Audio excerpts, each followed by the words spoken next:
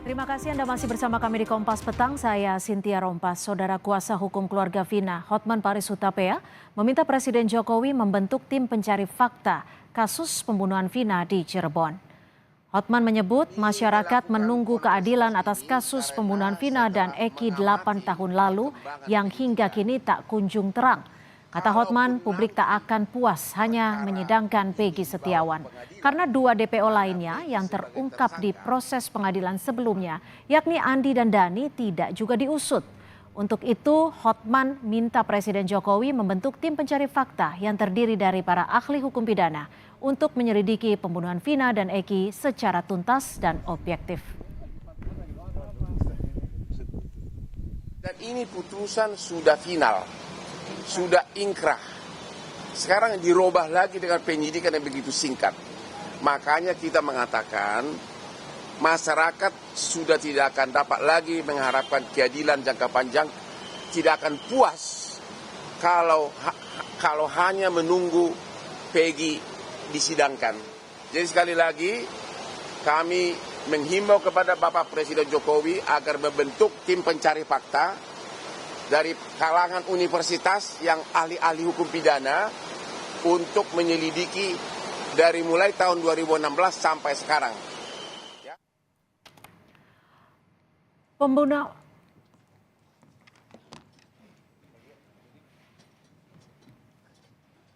Sementara itu, Saudara, Ketua Umum Perhimpunan Advokat Indonesia atau PERADI Oto Hasibuan siap mengajukan peninjauan kembali jika diberi kuasa oleh 5 terpidana kasus pembunuhan Vina dan Eki, yakni Eko Ramadan, Jaya Supriyanto, Eka Sandi, dan Hadi Saputra.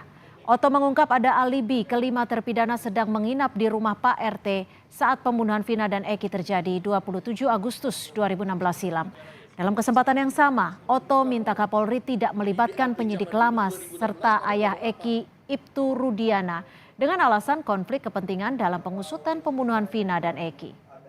Tidak tahu. Jadi kami tadi sudah minta kuasa dari keluarganya ini agar kami bersama-sama keluarga bisa bertemu dengan 5 terpidana itu, bertanya apakah sungguh-sungguh mau mengajukan PK atau tidak. Kalau memang mereka mau PK, kami tim PERADI ini bersedia. Dan kami minta kalau boleh kepada Polri, karena ini masih ada penyidikan berlanjut, supaya penyidik-penyidik yang lama yang dulu menangani perkara ini jangan lagi ikut menangani perkara ini, supaya fair. Dan menurut cerita di dalam mereka ini, yang menangkap ini adalah ayah korban, polisi. Sebenarnya dia tidak boleh ikut di sini, konflik of interest nih. LPSK menawarkan perlindungan untuk sejumlah orang yang menjadi saksi dalam kasus Vina, serta keluarga korban untuk memberikan sejumlah rasa aman dalam proses pemeriksaan di kepolisian hingga pendampingan hukum di peradilan. LPSK juga mendukung upaya Polri untuk melakukan pemeriksaan internal kepada penyidik kepolisian yang menangani kasus ini agar bisa memberi titik terang kepada publik dengan disertai sejumlah bukti kuat dalam penyidikan kasus pembunuhan Vina dan Eki. LPSK mendukung upaya Polri dalam upaya pemeriksaan internal terhadap sejumlah anggota Polri yang bersentuhan atau menangani perkara tersebut dan diharapkan dapat membuat terang perkara, membuat jelas bagi publik, dan tentu perlu memperkuat alat-alat bukti lain. Meski sudah ditangani Polda Jawa Barat dan menghasilkan tersangka baru, yakni Peggy Setiawan, kuasa hukum keluarga Vina meminta Presiden Jokowi membentuk tim pencari fakta independen.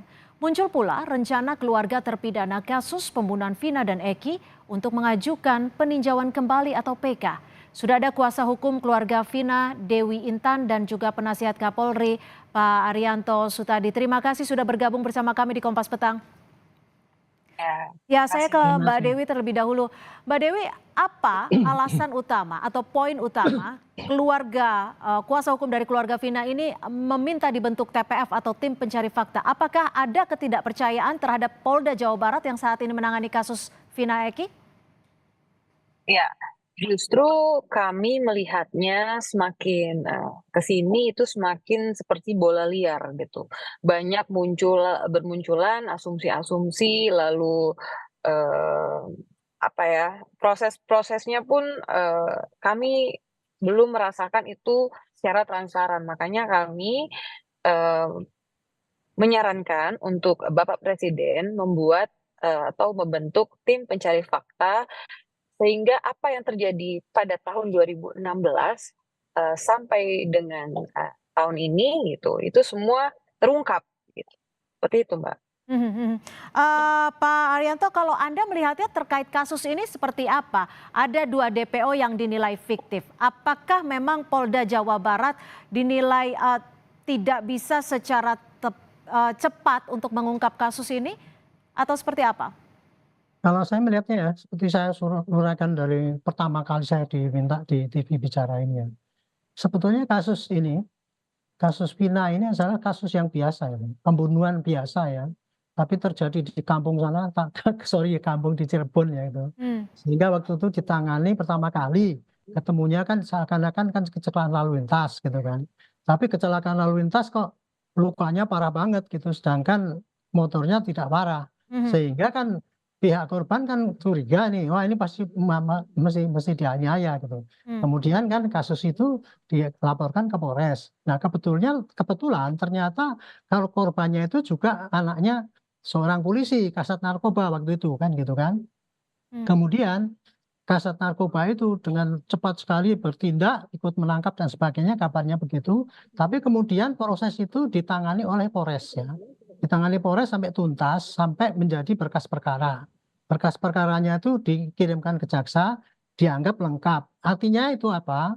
Artinya adalah berkas perkara itu memang sesuai dengan memenuhi persyaratan administrasi dan memenuhi bukti-bukti yang cukup untuk dijadikan suatu persangkaan atau dakwaan. Kemudian kasus itu disidangkan di persidangan oleh hakim. Hakimnya juga gabungan kan, tidak hakim tunggal. Kemudian sampai di tingkat pengadilan pertama diputus, sudah Ya, ya. putus 8 gitu ya, yang 3 masih DPO. Ada banding, tapi kemudian Oke. ditolak, ada kasasi. Akhirnya kan udah inkrah gitu ya. Jadi ini kasus ini sudah inkrah, selesai gitu ya. Dengan 8 orang sudah terpidana. Tapi maaf saya potong Pak Arianto, kasus ini Anda Ya. sebut kasus pembunuhan biasa. Tapi menjadi Ya. tidak biasa ketika ada 2 DPO yang dianggap fiktif Nah, dan gini, ada kalau pernyataan-pernyataan baru yang saat ini keluar. Gini, ini kasus biasa, cuman menjadi viral karena ada kecurigaan. Dulu penanganan di Polres itu tidak fair kan gitu, ada pemaksaan, kan itu yang terjadi kan gitu kan. Mhm. Nah, atas sanggahan-sanggahan ini mestinya ya, itu tidak akan bisa merubah keputusan yang sudah inkrah itu. Jalan yang harus disampaikan adalah bukti-bukti yang bertentangan dengan kenyataan yang dulu di fakta persidangan, ini diungkap, dikumpulkan, jadilah sebagai suatu PK untuk mematahkan putusan yang dulu itu. Seperti tadi dikatakan oleh Pak Oto tadi, Pak Oto siap untuk kalau diminta sebagai kuasa hukum ya, dia akan mengajukan PK. Itu jalan yang mestinya ditempuh dalam mengatasi masalah ini gitu. Nah, kalau untuk DPO itu tadi Ibu ya, saya tanya pada polisi, kenapa kok sampai DPO hilang? Oh begini Pak, bukan kita mencabut. Karena keterangan daripada tersangka itu bolak-balik dulu. Dulu menurut putusan yang pertama inkrah itu kan sebetulnya tiga DPO gitu ya. Tapi kemudian ada ini gejala baru ya, menurut saya gejala baru. Pencabutan 5 orang itu rame-rame setelah 8 tahun berlalu kan itu Ya. kan gitu. Nah akhirnya kemudian ketika ditelisik kembali yang 3 orang itu, polisi mendapatkan keterangan baru ya, bahwa 3 DPO itu sebenarnya 2-nya fiktif, yang ada hanya Peggy.